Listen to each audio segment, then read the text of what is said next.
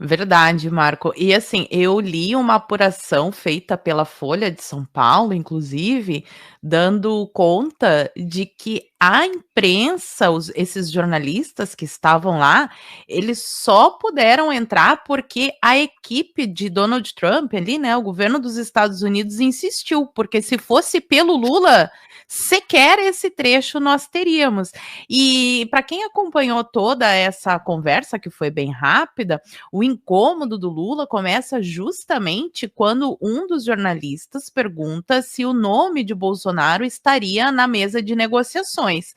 Na hora, o Lula muda a postura, abana a cabeça, fica vermelho, ele demonstra com o corpo que ele está extremamente incomodado. Ele só não cortou ali os jornalistas e não chutou para fora da sala porque ia ficar muito chato, mas ficou parecendo que essa era a vontade dele.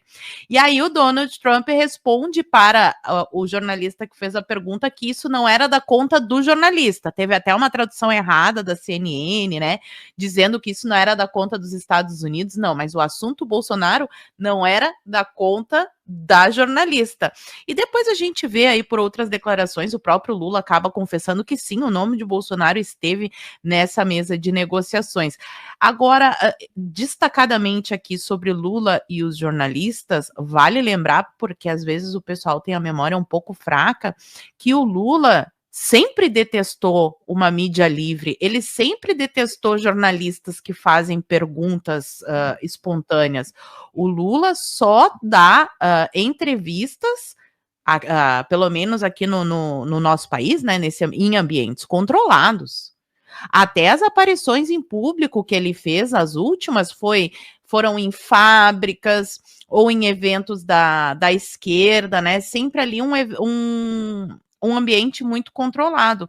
E antes mesmo da explosão da internet, quando Lula era presidente lá no primeiro, segundo mandato, até a própria Dilma, eles sempre deixaram claro que são a favor de censura, só que eles chamam de regulação, para não ficar tão chato, né?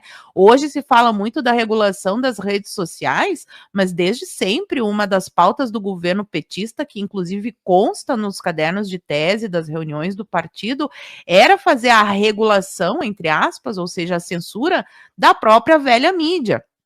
E vale lembrar também que essa pauta da censura é muito importante para os Estados Unidos. Donald Trump passou a campanha inteira falando. A gente vê o impasse que tem entre Big Techs e STF, em especial X, que teve inclusive o Elon Musk, que sequer pisou no Brasil, incluindo no tal do inquérito das fake news. Então, tudo isso, obviamente, o Trump não mudou a postura. Ele não vai aceitar a perseguição de cidadãos norte-americanos ou residentes norte-americanos pela justiça de outro país. Todos esses assuntos estiveram na reunião. E é interessante também a gente analisar o seguinte: o Lula se irrita, fala para os jornalistas que ele ia ter pouco tempo para falar com o Trump, que eles estavam usando tempo ali para responder as perguntas dos jornalistas e que ele preferia fazer a conversa para depois responder e contar tudo o que aconteceu na conversa. Só que essa coletiva do Lula não aconteceu logo após a conversa. Ela vai acontecer no outro dia, a gente está vendo agora os recortes, porque tudo isso está acontecendo de madrugada, eles estão do outro lado do mundo, né? A gente está vendo agora os recortes dessa entrevista. Então, se fosse uma conversa tão produtiva, tão maravilhosa como a mídia e o governo estão pintando, certamente eles teriam aparecido juntos, de repente até com alguém do governo, talvez o Lula e o Marco Rubio falando, que se acertaram, que a conversa foi muito produtiva, que vem novidade, ou até mesmo anunciando, porque a intenção da equipe do Brasil é que o governo dos Estados Unidos reduza ou tire essas tarifas temporariamente, pelo menos enquanto acontecerem as negociações. É isso que o governo do Brasil está dizendo. Do lado dos Estados Unidos, a gente só vê declarações genéricas.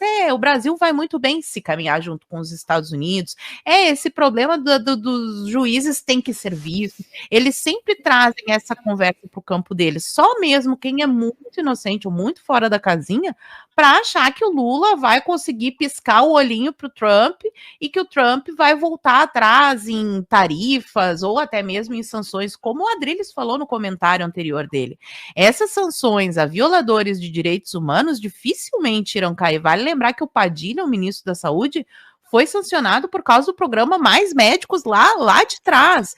Então, não é uma sanção econômica. A Lei Magnitsky não foi aplicada no Alexandre de Moraes por fatores econômicos. O tarifaço até pode ser derrubado. Ele é mais um instrumento de pressão. Agora, Marco, para fechar o meu comentário, eu duvido que tenha algum tipo de recuo na implementação da Lei Magnitsky, dependendo do acordo, do que for oferecido, pode até ter uma restituição de passaportes, que não é algo tão grave, né?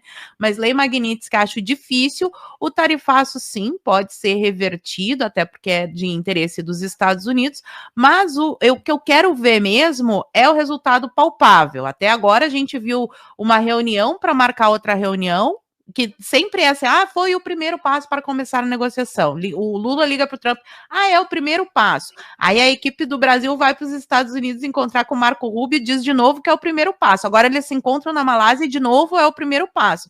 É aquela história de reuniões para marcar reuniões, e a gente sabe que o interesse dos Estados Unidos está, obviamente, nas terras raras e na regulação das redes sociais, né, na censura, as multas que estão sendo implementadas às Big Tech, e dar o freio nesse violador de direitos humanos que tem a audácia de perseguir cidadãos em solo norte-americano, Marco. Essa é a minha análise.